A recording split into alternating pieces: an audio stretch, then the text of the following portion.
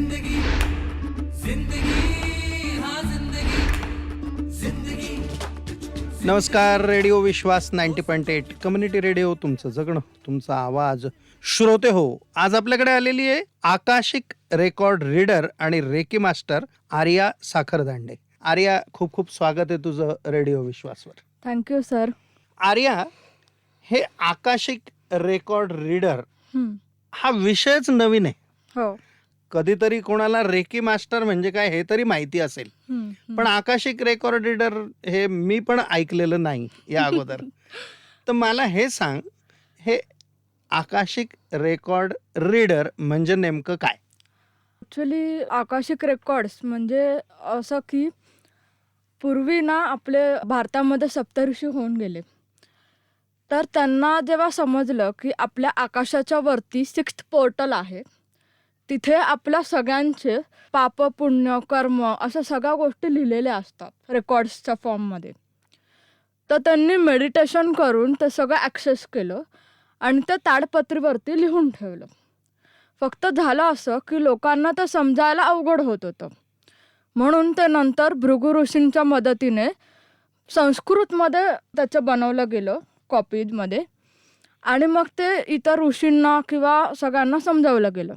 एक ब्रिटिश माणूस होता, त्याने पण ते सगळ्याचा अभ्यास केला आणि त्याने पण मेडिटेशन थ्रू त्याचं सगळं एक्सप्लोअर केलं जे आकाशाचं 6th पोर्टल आहे. सो त्याने संस्कृतचं आणि इंग्रजी असं एकत्र मिक्सचर देऊन आकाशिक रेकॉर्ड्स असं नाव दिलं, जे आपल्याला सगळ्यांना आता ॲक्सेस करता येतं. तर आकाशिक रेकॉर्ड्स हे ॲक्सेस करणं मुळातच एक विद्या आहे, जी प्रत्येकाला त्याच्या इंट्युटिव्ह पॉवरमुळे किंवा स्पिरिच्युअल नॉलेजमुळे ती ॲक्सेस करू शकतात. तर आपल्या डे टू डे लाईफमध्ये जे काही आपले प्रॉब्लेम्स आहेत, करंट प्रॉब्लेम्स आहेत, त्याबद्दल आपल्याला तिथं सहज उत्तरंही मिळू शकतात आणि पुढे आपण काय करू शकतो याचे रेमेडीज मिळू शकतात. पण मग आता तू जे बोललेली मी ऐकलं, त्यावरनं माझा समज झाला की हे एक भविष्य आपण जे बघतो किंवा कुंडली बघतो तसंच एक शास्त्र आहे का? नाही. आकाशिकमध्ये आपण भविष्य काही प्रेडिक्ट करत नाही. आकाशिकमध्ये आपण करंट प्रॉब्लेम्सवर सोल्युशन सांगतो, जेणेकरून तुमचे कर्म तुम्ही नीट करू शकाल किंवा कर्मांमुळे झालेले वाईट परिणाम तुम्ही काय म्हणतात ना इझी करू शकाल, जेणेकरून त्याचा जो त्रास होतो तो आपल्याला कमी करता येईल. सो आकाशिक हे एक काही ॲस्ट्रॉलॉजी नसून हे एक काय म्हणूया ना प्रत्येक माणसाचं लिहिलेलं एक पुस्तकच आहे, जे की आपल्याला सगळ्यांना माहीत नसतं की आपण गेल्या जन्मात काय केलेलं आहे, त्याचे परिणाम आपल्याला सध्याच्या लाईफमध्ये कसे आणि काय प्रकारे होत आहेत. सो हे जेव्हा आपल्याला कळतं तेव्हा एखादा माणूस साहजिकच आयुष्य कसं जगायचं ह्याचा त्याला एक अंदाज येतो. तू रेकी मास्टर पण आहे. हो. मग आमच्या श्रोत्यांना रेकी म्हणजे काय ते पण सांग. रेकी ही एक जपानीज टेक्निक आहे.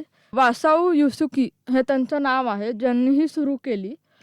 आणि या टेक्निकमधून, या हिलिंग थेरपीमधून आपण बरेच प्रॉब्लेम्स हील करू शकतो, जसं की हेल्थ इश्यूज आहेत, फायनान्शियल इश्यूज आहेत, किंवा गंमत म्हणजे कधी कधी कोणाला मनासारखं घर हवं आहे तर ते रेकी आपल्याकडनं घेऊन ते मनासारखं घरही मिळू शकतात. क्या बात आहे. कारण की रेकीच्या प्रोसिजरमध्ये आपल्याला युजली माहिती आहे की आपल्या बॉडीमध्ये 7 चक्र आहेत, जे बेसिकली सगळ्यांनाच माहिती आहे. बट द थिंग इज की आपल्या बॉडीमध्ये 25 चक्र आहेत, डोक्यापासून पायापर्यंत वेगवेगळ्या बॉडी पार्ट्समध्ये ते चक्र लपलेलं आहे. सो जेव्हा आपण रेकी देतो तेव्हा ते 25 चक्रांना 3 मिनिटाच्या कालावधीमध्ये हिलिंग प्रोव्हाइड केलं जातं.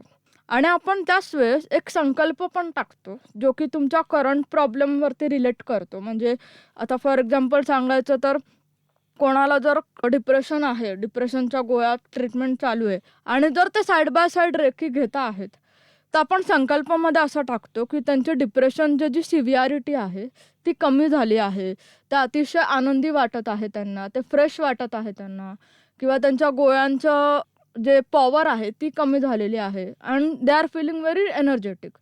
हा संकल्प जेव्हा प्रत्येक चक्रावरती पास होतो प्रत्येक वेळी रेकी देताना, तर तो 25 टाइम्स मॅनिफेस्ट होतो. आपण जे म्हणतो की मॅनिफेस्टेशन आणि अफर्मेशन्सला जी पॉवर आहे की आपण एखादी इच्छा पूर्ण करू शकतो जर तुम्ही सारखं सारखं रिपीट करत राहिलात त्या एका सर्टन नंबर ऑफ टाइम्ससाठी. तसंच रेकीमध्ये होतं की 25 टाइम्स रिपीट झाल्यामुळे ते आजगुडात मॅनिफेस्टेशन होतं आणि 25 टाइम्स पर डे म्हणजे असं तुम्ही 21 डेज आपण त्यांना देतो. कारण की मी नेहमी माझ्या क्लायंट्सला हे करते की तुम्ही 21 डेज का घ्यावी. तर 21 डेज अशासाठी की कुठलीही बॉडीला सवय लागण्यासाठी आपण 7 दिवस तरी प्रयत्न करावा असं आपण म्हणतो. तर ते 21 दिवस तुम्हाला ती बॉडी यूज टू व्हायला वेळ लागतो. कारण रेकीचा जर आपण शब्दशः अर्थ घ्यायला गेलो तर रे म्हणजे युनिवर्स आणि की म्हणजे एनर्जी, पॉवर. मग युनिवर्सची एनर्जी यूज करून केलेलं हिलिंग त्याला आपण रेकी थेरपी म्हणतो. मग ती एनर्जी जेव्हा तुमच्या बॉडीमध्ये प्रवास करते, एंटर करते, तेव्हा त्याला त्याच्या बॉडीच्या हिशोबाने यूज टू व्हायला थोडा वेळ तर लागेल. म्हणून आपण 21 दिवसाचा कालावधी देतो. आर्य खूप छान सांगते तू. मला फार म्हणजे आणि त्याच्यातनंच माझ्या मनात अजून प्रश्न निर्माण होत आहेत. मला मध्येच असं विचारावंसं वाटलं, एवढं सगळं तू हे रेकी आणि हे आकाश आणि हे ते सगळं करते, तुझं बेसिक शिक्षण काय? तुम्हाला गंमत वाटेल, मी बेसिक शिक्षण म्हणून मी क्लिनिकल सायकोलॉजिस्ट आहे. आणि हा मला प्रश्न खूपदा विचारला जातो की तू सायकोलॉजिस्ट असून हिलिंगमध्ये काय करतेस. तर बेसिकली असं होतं की जेव्हा आम्हाला काउन्सिलिंग म्हणजे काय हे समजलं गेलं, आम्ही शिकलो तेव्हा कसं होतं की काउन्सिलिंग घ्यायला येतो तो एकतर स्वतःच्या कॉन्शियस लेवलवर ॲक्सेप्ट करून त्यांचे प्रॉब्लेम्स ॲक्सेप्ट करून तो येतो काउन्सिलिंग घेण्यासाठी, किंवा त्याला घरातले कोणतरी घेऊन येतात. मग अशा परिस्थितीमध्ये मी सायकोलॉजिस्ट असल्या कारणाने मी औषधं देत नाही, फक्त थेरपीच्या जोरावर आणि काउन्सिलिंगच्या जोरावर आपल्या गोष्टी चालतात. तर त्यावेळेस असं होतं की ती व्यक्ती येते, मी तिचं काउन्सिलिंग करते, ती परत जाते, मी पुढच्या 15 दिवसाची तिला अपॉइंटमेंट देते आणि त्या 15 दिवसामध्ये जर मी तिला फॉर एक्झाम्पल काहीतरी ॲक्टिव्हिटी दिली, घरी काहीतरी परफॉर्म करायला, तिचं कॉग्नेटिव्ह थिंकिंग डेव्हलप करायला असं, तर तेव्हा होतं काय की ती व्यक्ती 15 दिवसांनी येते, आपण तिचा प्रोग्रेस चेक करतो, फॉलोअप फीज घेतो, दिस सायकल गोज अँड ऑन. आणि माझा कुठेतरी असा विषय होता की आपण जर सायकोलॉजी क्षेत्रात आलोय तर आपल्या लोकांना कितीकसा हेल्प होतीये. आपण जर मदत करायला या क्षेत्रात आहोत तर लोकांना मदत झाली पण पाहिजे ना, नुसताच पैसा घेऊन उपयोग नाही. त्यामुळे मी असं ठरवलं की आपल्याला काउन्सिलिंगच्या माध्यमातून, काउन्सिलिंगच्या मदतीने जर आपण हिलिंग करू शकलो तर ते जास्ती सोयीचं होईल. म्हणून मग आकाशिक रेकॉर्ड शिकले आणि रेकी मास्टर झाले. आणि या 2 गोष्टींच्या सहाय्याने आज माझं सेंटर उत्तम प्रकारे चाललेलं आहे. आणि गंमत म्हणजे आत्तापर्यंत ऑलमोस्ट जर मोजायला गेलो तर 100 तर क्लायंट आरामात झाले असतील. पण मग तुला या काउन्सिलिंग शिकल्याचा उपयोग याच्यात होतो की हे शिकल्याचा काउन्सिलिंग मध्ये उपयोग होतो? नाही, काउन्सिलिंगच्या याच्यात उपयोग होतो, कारण की आकाशिकला जेव्हा क्लायंट्स येतात तेव्हा आपण त्यांच्याशी चर्चा करतो की त्यांचे काय प्रॉब्लेम्स आहेत. ते बोलणं म्हणजे एक प्रकारचं काउन्सिलिंगच झालं, बिकॉज आपण त्यांना गाईड करतोय, आपण त्यांना त्यांच्या प्रॉब्लेम्सवर उत्तरं देतोय. जर काउन्सिलिंगच्या क्षेत्रातनं जर मी क्लिनिकल सायकोलॉजिस्ट म्हणून काउन्सिलिंग करायला गेले तर मग थोडाफार पद्धत तशीच असते, फक्त तिथे डिसऑर्डर्स असतात जास्त. इथे तुमच्या रोजच्या जीवनातल्या गोष्टी आहेत ज्या जास्ती महत्त्वाच्या आहेत डिसऑर्डर्सपेक्षा. त्या जर आपण ॲक्सेस करू शकलो आणि समजू शकलो तर आपण डिसऑर्डर्सपर्यंत पोहोचणारच नाही. क्या बात आहे. तुझं वय पाहता तू 100 क्लायंट केलेले म्हणतेस, मला नवल वाटलं. मग मला पुढचा प्रश्न असा येईल की तुझ्याकडे जे क्लायंट्स येतात ते कशा प्रकारचे असतात ग? मेजॉरिटी क्लायंट तर सांगोवांगीच आलेले आहेत. म्हणजे सुरुवात जशी झाली तशी त्या क्लायंट्सने दुसऱ्यांना सांगितलं, त्यांच्या नातेवाईकांना सांगितलं, त्यांच्या मित्रपरिवाराला सांगितलं, असं ते फिरत फिरत मोस्टली क्लायंट तर तसेच येतात.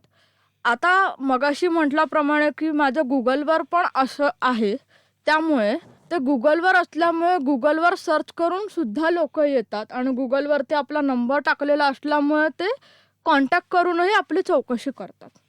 पण मोस्टली जर असं ऑब्झर्वेशनच्या दृष्टीने म्हणायला गेलो तर सगळे सांगोवांगीच येतात. तू कसे येतात हे सांगितलं, मला कसे म्हणजे क्लायंट कसे असतात खूप हे मला प्रकारचे असतात. कसं असतं ना सर, क्लायंट्समध्ये ना एक ॲक्सेप्टन्स महत्त्वाचा असतो. बाकी गोष्टी त्या सिच्युएशनल असतात प्रत्येकाच्या प्रॉब्लेम्सवरती.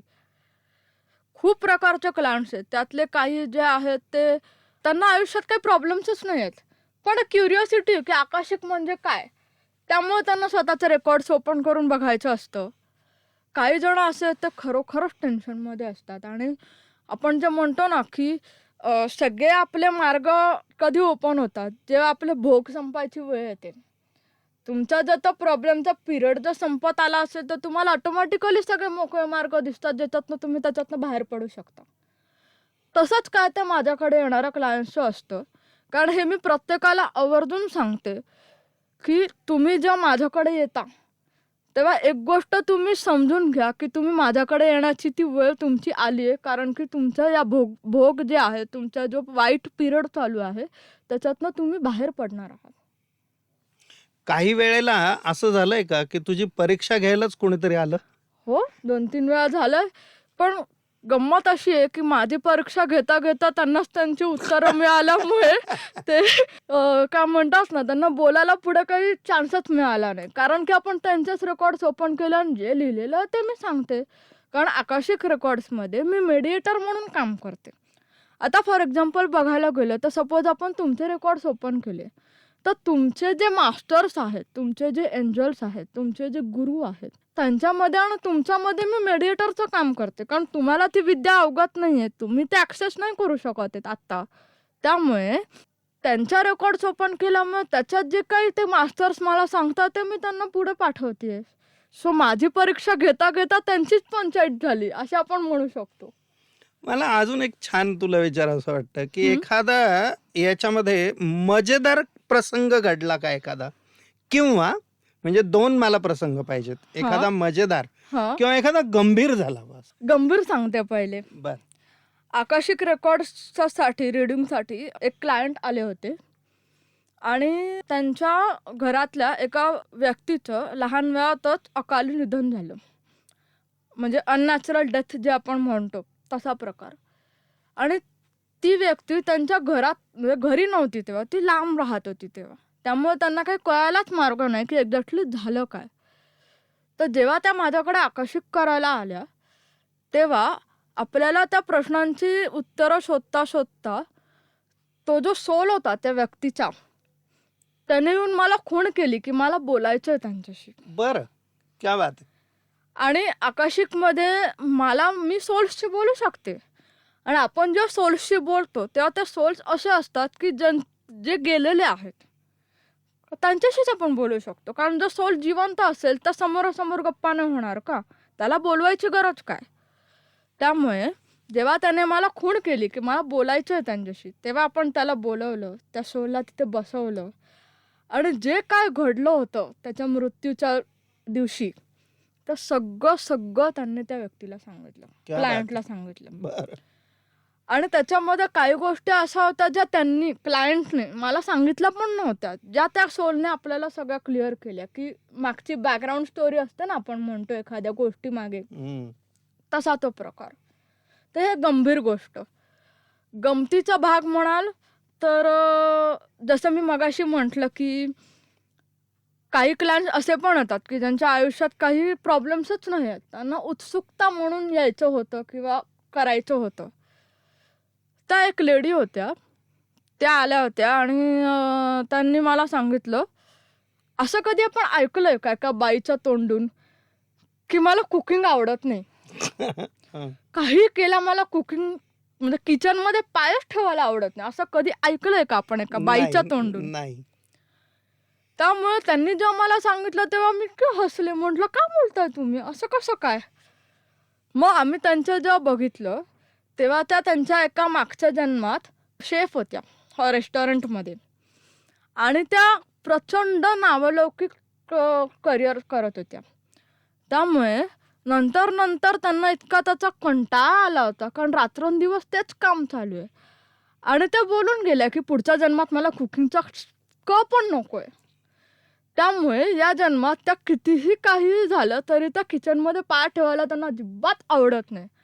हा मात्र एक गमतीशीर किस्सा होता की आम्ही त्याच्यावर इतकं चर्चा करत होतो की असं कसं होऊ शकतं.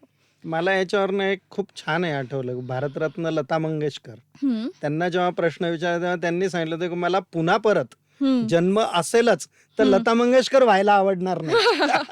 त्यामुळे ना ते कसं असतं ना सर, आपण जे म्हणतो की तुम्ही बोलण्याआधी 10 वेळा विचार करा. कुठल्याही जन्मात असो तुम्ही जे बोलता ना ते तर त्या जन्मात तरी तुम्हाला एक्सपिरियन्स करावं लागतं ना, तर पुढच्या जन्मात तरी करावं लागतं. तर तुम्ही वाईट बोललात तर मग विचारूच नका, खूपच भयंकर भयंकर गोष्टी घडतात. चांगला बोलला तर चांगला अनुभवी येतात. आर्या, आपलं खूप छान गप्पा सुरू आहेत, पण वेळ मला सांगतेय की कुठेतरी थांबायला पाहिजे. पण माझे प्रश्न मात्र संपलेले नाहीयेत. त्यामुळे पुढच्या भागामध्ये आपण पुन्हा एकदा तुझ्याशी गप्पा मारणार आहोत.